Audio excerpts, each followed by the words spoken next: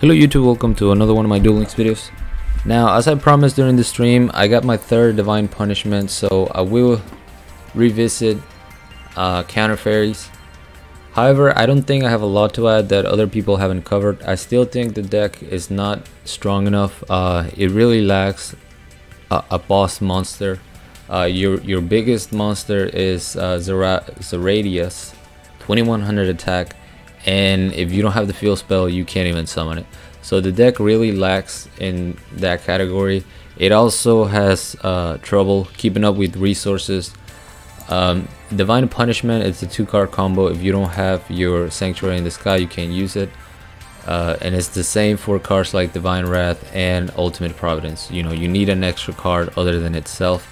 So it makes your resources go out very quickly. Even though we have Bountiful Artemis, which is going to give us a card every time a counter trap resolves, sometimes you're still not able to keep up, and because of how weak our monsters are, like I mentioned, 1600, 1600, 2100, and then I threw in this 1800 beater. Because of how weak they are, a lot of times you might be able to clear your opponent's field, or you know, stun their beginning plays, but even if they're wide open, you just don't have enough damage. I lost a lot of games where I was 200 to 400 life points away from winning, and I just ran out of resources. My opponent made a comeback, and that was the game. So I still think counter fairies got a long way to go. Some of y'all suggested this card. Where is it? Let me just search for it.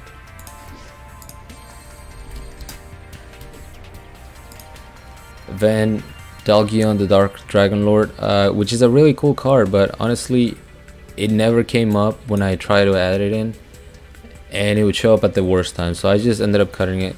So let's go over the deck list. We have 2 Meltiel, Sage of the Sky. This card is really good if you have your entire setup, and by that I mean if you have Sanctuary in the Sky and Divine Punishment. So that's already 3 cards out of a 4-card starting hand. And at 1600, it's not getting over anything. Anything can get over it, so it's just not that great. That's why I just run 2 of them. Harvest Angel of Wisdom is here as an 1800 beater. It's got a nice effect. If it gets destroyed by battle, you get to add a counter trap back. So if you already used the Divine Punishment, you get to add that back, and that, you know, that's one way of replenishing your resources. Key components: a Radius, Herald of Heaven. You can discard this from your hand to add Sanctuary in the Sky, which is the main card of the deck, which you need for Divine Punishment. 2100 reader, pretty solid, but like I mentioned, if you don't have the field spell, you can't even summon this thing. Bountiful Artemis, nice attack and defense. You know, that's why I went with Spike Shield with Chain over things like Super Rush. The fact that you can set this and have your opponent run into a Spike Shield with Chain, that can do a lot of damage. So it's almost like an alternative winning condition, where, you know, either you counter all your opponent's plays with your traps, or you hope that they run into your defense position monster with Spike Shield with Chain. 2 Sanctuary in the Sky. You can run 1, but every time I try to run 1, I would go up against a deck that could destroy it easily. So I just went with the 2. It's nice to have a backup, and you know, we have plenty of cards that can discard it for an effect, like Divine Wrath and Ultimate Providence. 1 Divine Wrath, 3 Divine Punishment. You need Sanctuary in the Sky to activate this card, but the effect is busted. You negate anything except for a summon, spell card, trap card, or effect monster. 3 Spike Shield with Chain, self-explanatory, and then 2 Ultimate Providence. That's another thing we need. If we could have standalone counter traps that are good, you know, Magic Drain is a standalone trap, counter trap, but they can negate the effect. Divine Wrath is a great trap, but you need to discard a card. This card, you need Sanctuary in the Sky. This card, you need to discard a card. So if we have something that, you know, is not gonna spend up your resources to negate an effect, I believe this deck can be stronger. But for right now, not too good. I am running Restart just to give myself, you know, a better shot at drawing a good hand. I tried Balance, didn't work out. I didn't try Dual Standby because, again, it's a resource battle, and even if you get an extra card, you're giving your opponent an extra card. And if you want to go first with this deck, which means your opponent gets 2 extra cards, ideally, with dual standby. So not something you want to do. Now this is pretty broken. 2 Divine Punishment and Sanctuary in the Sky. But the thing about this is he could just summon a monster, 1700 attack monster, not do anything else, destroy my Meltiel, and I'm done for. That's where the the low attack monster disadvantage really shows. But at least this is a Sylvan deck, so I get to negate the Magical Merchant. We're gonna see Sylvan Kumashrumo. I get to negate that as well, and I'm gonna get to draw an extra card because of Artemis. And see, unfortunately, I'm not taking advantage of Meltiel's effect because Sylvans only play 1 card at a time. Want to see him destroy it right away. Just like I mentioned, 1900 meter, and I was already pretty much done until I top deck my Serradius. I do have another Divine Punishment, which is good. So if he tries to set another Merchant, I can destroy that. We're gonna see Sylvan Lotus Wayne. Once again, I was saved by the fact that he activated the effect and I could negate and destroy it. Otherwise, I have no answer for that on my field. 2300 attack, that's all it takes. We're gonna negate that, we're gonna draw a card, and then we win the game. I'd like to say nice and easy, but the whole time I felt like, I was just getting lucky. Have a Villain Crowler next. I had a very disappointing loss against Crowler. The duel literally went to like turn 12. I was in control the whole time. He summoned Ancient Gear Golem and no answer in my deck, so I lost. Very, very sad. And he was down to like under 500 life points. You can run cards like, Enemy Controller, Super Rush, but as you add those cards, you're taking away your counter traps, so then the deck doesn't, it's not as consistent. It's just, I don't know, I can't figure it out. Maybe it's just me. But here we got a Red Eye Slash Dragon Destiny Hero deck. Well, that's Vision Hero, it might not be Destiny Hero. We're gonna see Red Eye Slash Dragon. And that's kind of cool because his effect is mandatory when he attacks. I'm sorry, it's not mandatory. But at least he can activate an effect and we can negate it with punishment. But his hand was pretty busted. He even has Red Eye Spirit to back it up.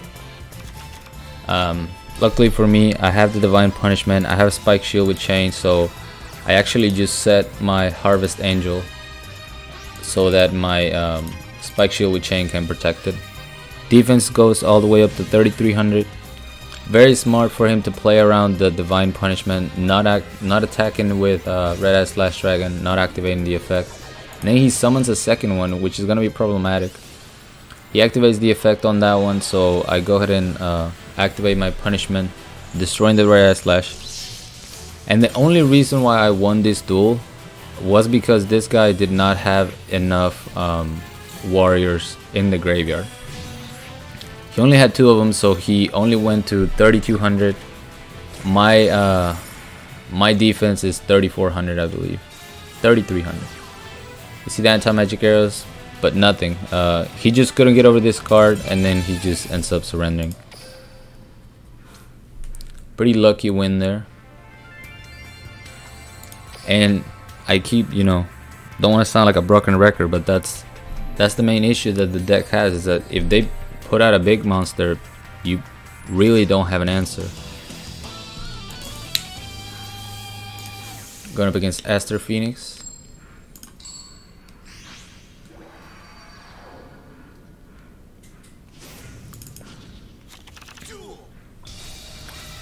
And I like this starting hand because of the 2 Spike Shield with Chain. Unfortunately, we're playing the mirror match, and as soon as I saw this card, I knew that my Spike Shield with Chain OTK was not gonna work because he's not gonna take any damage.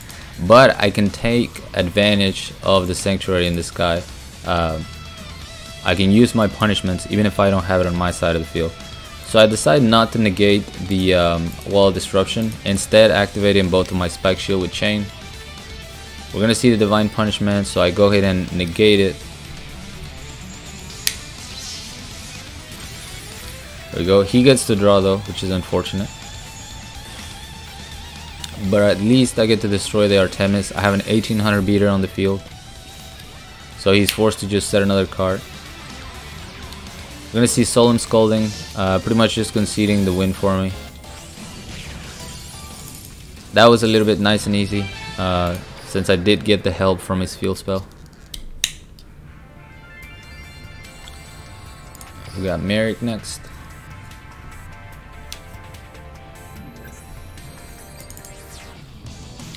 Felipe is gonna be using a pretty cool burn deck actually. I had respect for this Shadow Game deck.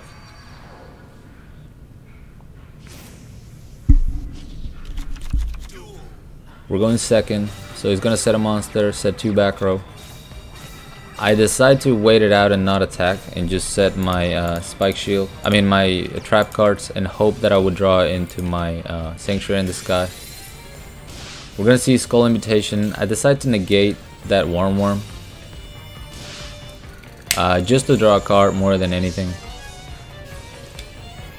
Unfortunately for me, that is a second Worm, so he's gonna do a ton of mill damage. 900 right there, and then plus the Shadow Game, an extra 500. So look at that, 2000 effect damage during my turn. We're gonna see the Shadow Game. He sets 2 cards. I can negate one of them with my Divine Punishment since I now have the Sanctuary in the Sky. And as soon as I saw the Death Counter Blow, I was like, he's definitely baiting me. He wants me to negate that one, but I don't really care about negating it. Even if my monsters get destroyed, I'm doing a ton of damage. So after that, we see the Massive Morph. I decide to negate that,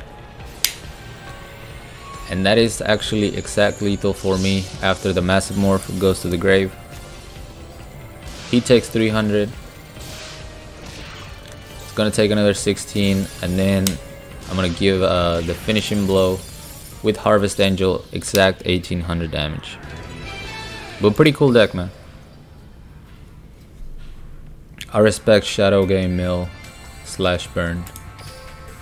And for this last duel, it's gonna be against my Valentine.